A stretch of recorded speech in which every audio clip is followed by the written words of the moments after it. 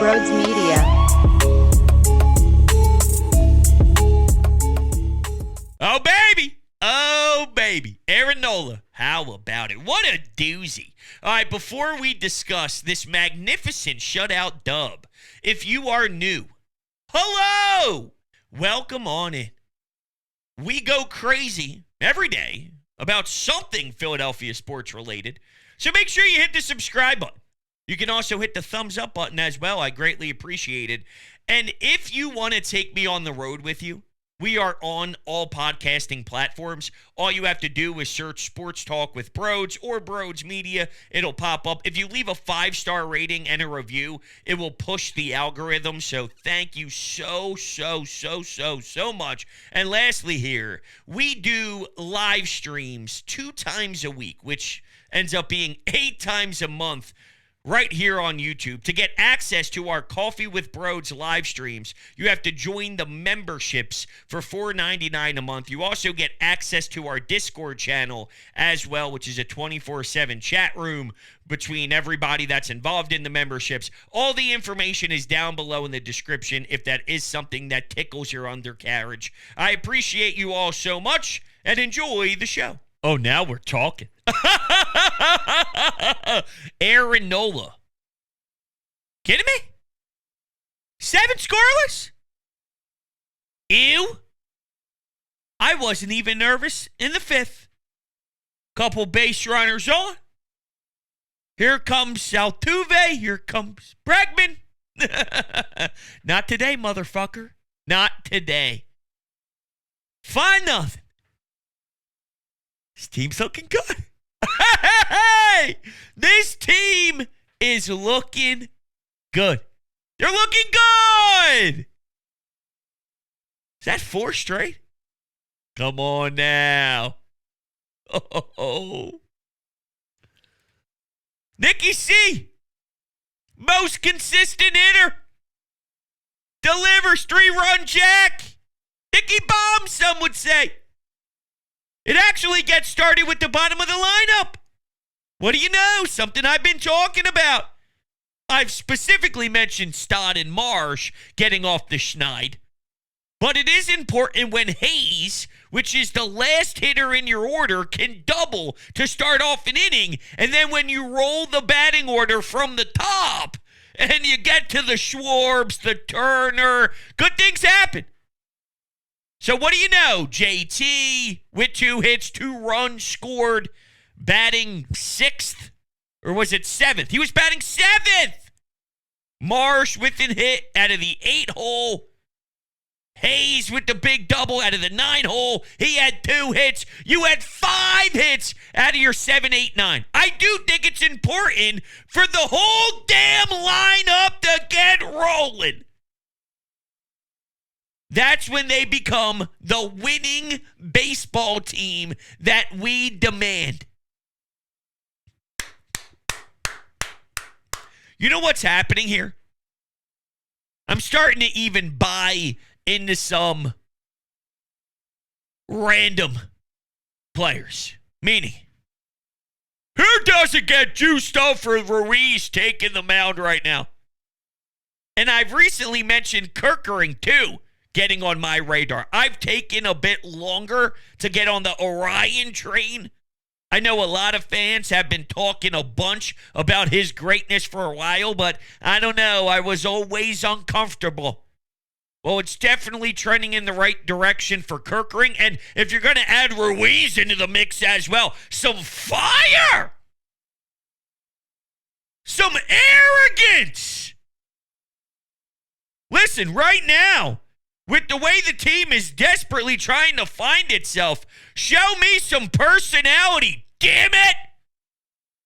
Because reality is, majority of the time that I see any sort of personality, it's pouted from Alec Boehm, who, remember, had an opportunity in the 1st to get to Justin Verlander early.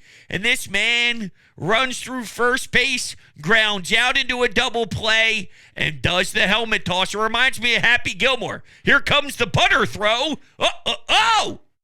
He contained himself. That's what Tom McCarthy and Crucky hopefully one day will say about the Bowmanator. Made some pretty solid, remarkable defensive attempts out there, to be fair. So we're obviously going to study if the offense is ruining the defense or if he's going to take his inability to produce offensively into the field with him. We're not there. We're not there. But for whatever reason, it does irritate me when he cries. But I digress. Aaron Nola was no joke. I was thinking about this during his start today. I don't know how this is going to end. And if we do end up getting a World Series championship out of this core that we currently are going to war with, then obviously he goes down as one of the greatest ever. But I was kind of just throwing this around in my mind of, let's say hypothetically, and it makes me sick that I even bring this up. But I'd be lying if I pretended it didn't. So, what would Aaron Nola's legacy be if this group never won, they failed, but he throws over 200 innings and gives you however many more years of this? I mean, he signed a fat deal. What if we get this for the rest of his contract? 200 innings nonstop. Dude's a workhorse, man. When you see how others can't do a damn thing after they get to 130 innings, 140 innings, they hit a massive wall. Yes, there are absolutely things that upset all of us about the Aaron Nola experience. Home runs being the number one thing. But all he does is take the ball a billion times every year and throw a ridiculous amount of innings. That's all he does. And by the way, he gives you 7 scoreless against the Houston team. This was a big game. I needed a series win. Taijuan Walker gets the ball tomorrow. Now, I have no idea what Taijuan Walker's going to bring. Who knows? The Phillies may actually be feeling themselves so well right now that they could potentially even find a way to grab a dub in a night where he starts. It is possible. I don't want to get too crazy. But right now, it's a big unknown. So Nola's start, in my eyes, was essentially for the series. Because I can't trust Taijuan. And he went out there and pitched a masterpiece. This was the fucking Mona Lisa. It's a little aggressive. It's probably nowhere close to the Mona Lisa. It wasn't a 9-inning complete game shutty. But it was a lethal performance. And whenever he did get into trouble and a few guys had a single, don't worry about it. We'll get some lineouts. We'll get some flyouts. He threw what? Maybe 102 pitches in his 7 innings? Just super sharp. So I guess my point when I was talking about, just what is his legacy? It's one of those where I get the frustration with him. Trust me, I really was one of you. And I'm talking to the haters. I was one of you earlier in his career. Once we started to see the postseason, though, I recognized that he does have big stones. And Aaron Nola can't go, I don't want to say unnoticed, but don't take it for granted. Because Aaron Nola's career, it's special. The longevity of it, if it projects out to what I envision it projecting out to be.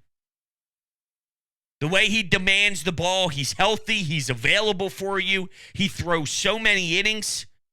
It's not normal to have that type of longevity, that type of health, that type of career with one organization. And that's okay to notice even through the disappointing starts that is sprinkled in the really strong ones, for whatever it's worth. All right. So when they got the extra run in the 7th, because it was stuck on 4-0 for a long-ass time, about 4 innings or so. You got the weird bleeder blooper where there were 3 Astros collapsing. It reminded me of football. You got a safety, you got a linebacker, you got maybe another linebacker. They're all crashing in to try and make a play, and the ball just drops right in there. They didn't even need it, to be fair. Definitely didn't need it, because there was no way this Houston team was winning on this night. I thought the team, once again, back-to-back, team-oriented win. Starter, bullpen, bravo. Offense, your power hitter demolished one. How many times have we seen a pitch that should have been crucified? And instead, we're talking about how it was just missed. That wasn't Nick. And Nick has been insane. I mean, Nick has been wild. It's not the overwhelming amount of, power hitting, but all around, the way that he's been seeing the ball and even getting an RBI single or continuing to pass it to the next guy, earn a walk. I mean, outside of swinging at the first pitch, I guess here's sort of what it is, right? For all the flaws with Aaron Nola, you still look at the greatness and how it outweighs the negatives. With Nick Castellanos, the negative is this dude's going to swing at the first pitch. He's going to hack at it. I mean, he wants to 99% of the time. So it gets annoying. But outside of that, single up the middle, scores a run, 3-run jack, doubles to start an inning. You name it. You name it. He has been incredible. And a huge reason why they've been somewhat turning the tide is Nick and his leadership, which is very unique. He's got one hell of an interesting personality. But when he shows up to the ballpark every single day, he knows his name is going to be written in the lineup.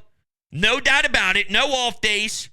He shows up, he competes, and I thought he said something pretty interesting post-game when he was getting hit with the water from the daycare, and it was just about the only thing you can really control, and I'm paraphrasing a little bit, but what you can control is the preparation. And if you prepare the right way every single day, the results are going to be up and down because that's the nature of the game. But don't sell yourself short on the way that you prepare. And the reason why I think that's interesting is about 3 or 4 days ago, I took a call on WIP, and somebody asked me if I thought the team was doing their homework. And the reason why they were having so many piss-poor at-bats and why they were swinging at garbage and why they were chasing so many pitches is this specific caller thought maybe they weren't doing the research and wasn't studying the film. And I even defended the team going, every time I hear Garrett Stubbs speak about the way that he goes through what the tendencies are from certain hitters when he's actually starting that game or even if he's not starting that game, the amount of time and effort that goes into what the other teams do, their pros and cons, is literally insane. Just because they're not excelling and executing doesn't mean that they're being lazy and not putting in the time to do what they need to prepare themselves for the game. They're doing a terrible job executing, but not for a second do I doubt that Kyle Schwarber isn't absorbing information on the pitcher that's starting that day so he can maybe have an advantage in the batter's box. I'm not questioning the professional approach from Kyle or Trey or Bryce. I may be aggravated with their inability to hit, and when they go through lulls and when Kyle Schwarber strikes out 3 or 4 times in a game, that pisses me off. when it happens as consistently as it does. Not just a one-off, but when it's happening over a week and it's like, yo, again, another 0 for, an 0 for 5, an 0 for 4, let's go. But never would I ever think that they were half-assing it behind the scenes. If anything, I would assume that they're almost looking into it too much. It's the putting too much emphasis on yourself kind of ordeal, or putting too much emphasis when you're in the batter's box and you're grabbing the bat too tight and you're overthinking, and it may be to the point where they got so much data that's rolling around in the noggin that they're overcomplicating it instead of maybe simplifying it. That's the sense that I get. So for whatever it's worth, I thought it was pretty fascinating that Nick said that after I recently took a call that brought up maybe the way that they do attack on an off day or during the morning before an actual game. They know who's on the mound. Are they looking at what they throw, what they like to throw, the 2-1 tendencies and all of that? And I think yes. I always thought yes. What are the odds that Nick says that post-game a few days after the first time I even had a thought brought up to me in that regard? All right, we're going to rock some of your anytime hotline calls here. First, though, this episode of Sports Talk with Brodes is sponsored by Online Fitness Training Camp, which is presented by Chris Gates Fitness. His training camp is an online fitness community designed specifically for sports fans to help you get the results with your health and fitness without cutting out everything you love, like drinking beer and tailgating for football games in the fall. So if you're interested in getting brand new workout programs every month so you can achieve your fitness goals, fitness challenges every month to help push you to develop healthy habits, challenges within the training camp community where you could win awesome prizes, access to live Q&As for your own knowledge, and of course personalized support from Chris himself. You got to check out chrisgatesfitness.com/training camp or click the link down below in the description to learn more and sign up today. If you use promo code Brodes, you will get 50% off your first month. And at the current time, there are weekly football pick'ems that are getting rolling here where winners get free supplements from Legion Athletics. And in September, there will be a step count challenge where a winner will take home a free walk pad treadmill. So do not miss out. Chris Gates Fitness has it all for you. He will get you in shape, and it's exactly what you're looking for, with an opportunity to win free prizes and free gym equipment as well. Do not miss out. Make sure you check out all the information down below. All right, with that, let's rock some phone calls, and I also really want some coffee. So I've been waiting to be able to pursue this fat cup of Joe. Let's go to the phones. It's the middle of the game. It's 4-0 in the 7th. But, Nola is cooking right now. We're about to take 2 or 3. As of right now, it's going to be 2 or 3. I don't know how tomorrow's going to go with Walker, but Nick Castellanos with a bomb. Oh my God. Harper is getting some hits. Trey's getting some hits. I hate saying it, and I'm not trying to jinx it. I'm literally knocking on some wood right now, but we actually might be back. Facing the Royals, taking 2 or 3 with them. Facing the Astros, who have the best record since the All-Star break, and really competing with them. This is good. This is something that I've been really needing to see from the Phillies. So I'm really happy right now. I just went to the game last night and I'm back, and I'm just all the vibes feel like they're coming back. I don't know if it's just you or me, but the vibes are coming back a little bit. So I'm excited. It definitely is coming back, 1,000%. And I like the fact that you brought up what type of team Houston is and also what they did in Kansas City. Because remember, there were a lot of fans thinking that this team only had the record that they had because in the beginning of the season, the schedule was very weak. And while I admit there were weak teams on the schedule, you can't go on that 60-plus game stretch that you went on by only playing devastating teams. My point is, this team can beat good teams. This team went on the road and beat up Kansas City big time, putting up 22 runs in 2 consecutive games, and JT was a monster, and Garrett Stubbs was a stud. You went into their building after losing game 1 and set the tone for the rest of the way. away. That's an impressive series win. And so is this. So the reason why I wasn't fully buying into the Phillies were a pile of crap and only played disgusting teams, and that's how they got their wins. It's not true. It's not true. They sweep the Dodgers at home. I don't want to do this and go relive what they were prior to this most recent skid, because they are two totally different teams still. It's not one and the same. Not yet, at least. There is still September here to prove to us that the 700 win percentage team is still in there, and I'm hoping that they can dig deep and find it and show it to us. But ultimately, the Phillies can beat good teams. They can beat good teams, and they just did 2 times in a row. And who knows? There still is a chance to sweep the damn series. And if they can do it with Taiwan on the mound, that makes it only that much more impressive. I'm not sure if we are going to get that.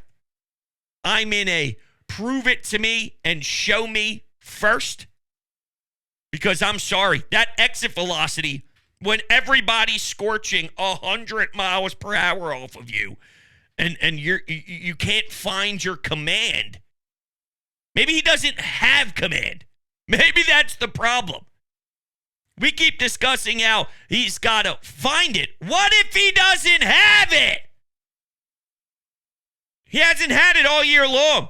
What's going on is things are evening out. Last year, the amount of wins that he recorded made no sense. He didn't pitch that well to have that many wins.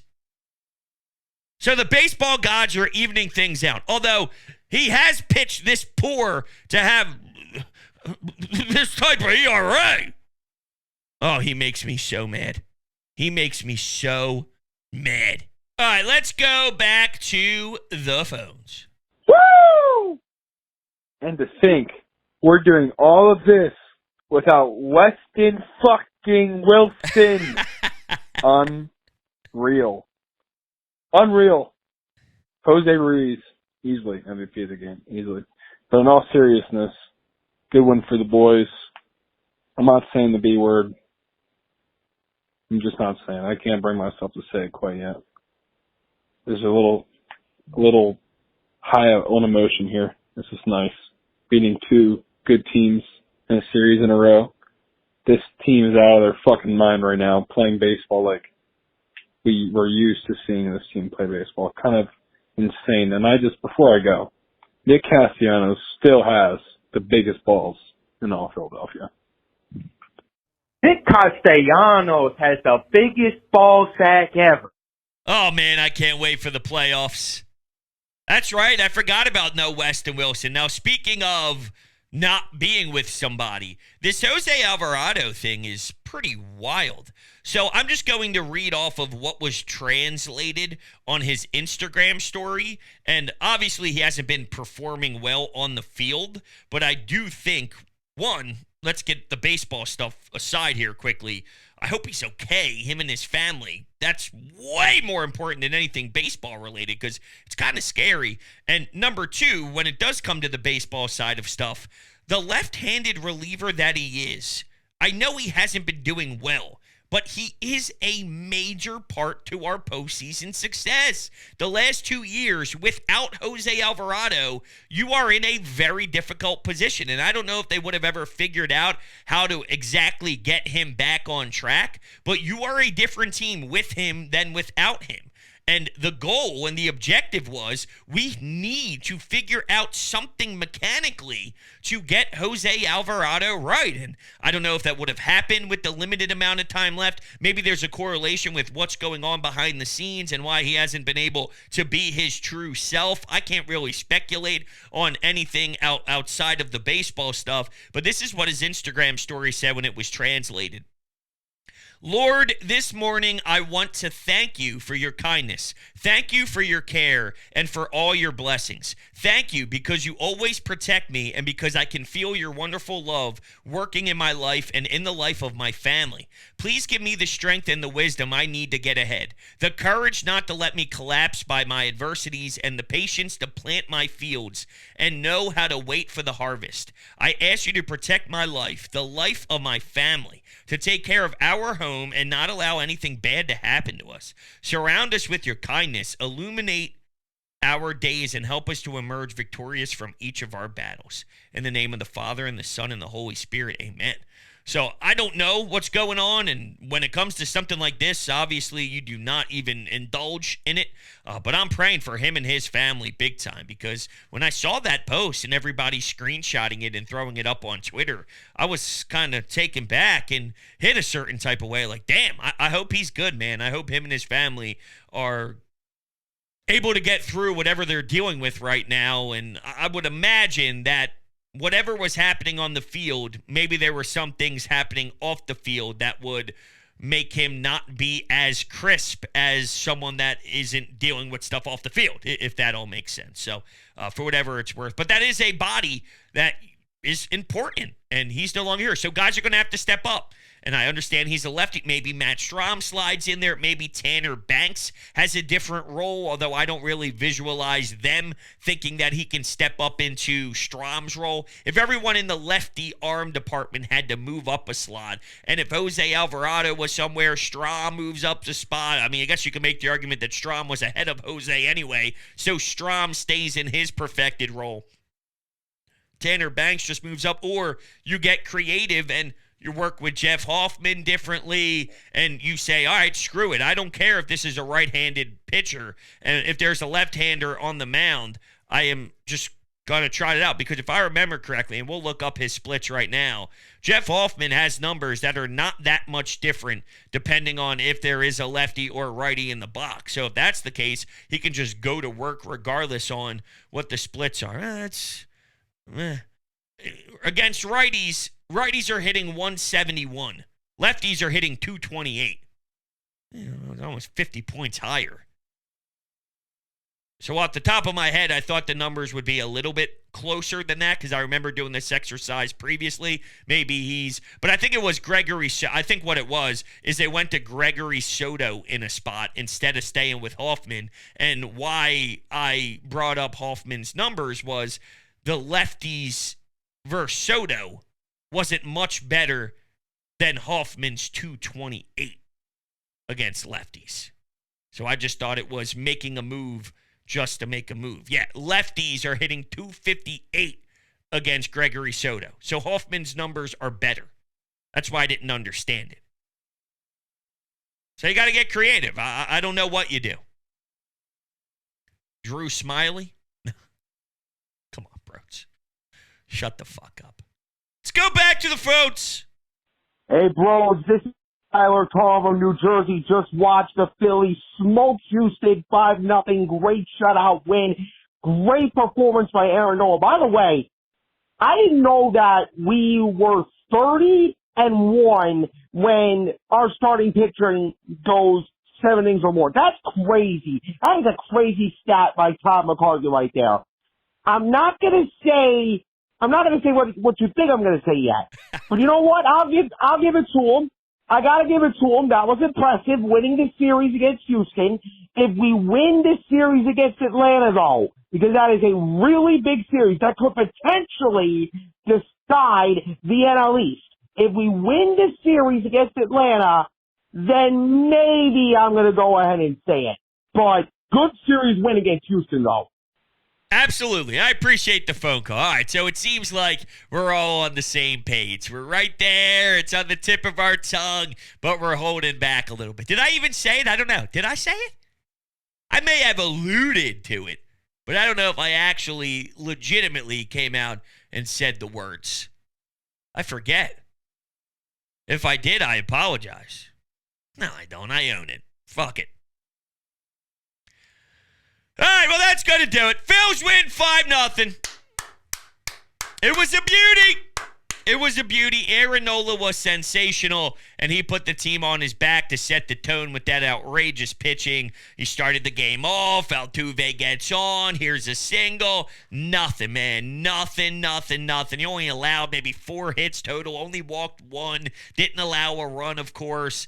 That was sharp. That was an Aaron Nola that was dialed in and realized that I have to follow Wheels. Wheels gave us 6. Wheels did his thing. It's my turn to do that plus some. I'm even going to do a little bit more. I'm going to add a little sweetener. All right, I'm going to add a little cream and sugar on top. What was that, Will? 6-2? 7-0. I'm just saying. That's what I'm going to do. And, it's important because Taijuan Walker is one of the biggest questions. Well, I guess really not even a question, right? I think we know the result, actually, so it's not a question. We know he's a stiff. But in regards of winning the game, I mean, it doesn't feel good with him. So this was mandatory. This could have been the series right here, and Aaron Nola delivered. Thank you all so much for hanging out with me tonight. I greatly appreciate it, and I will see you all on the next one.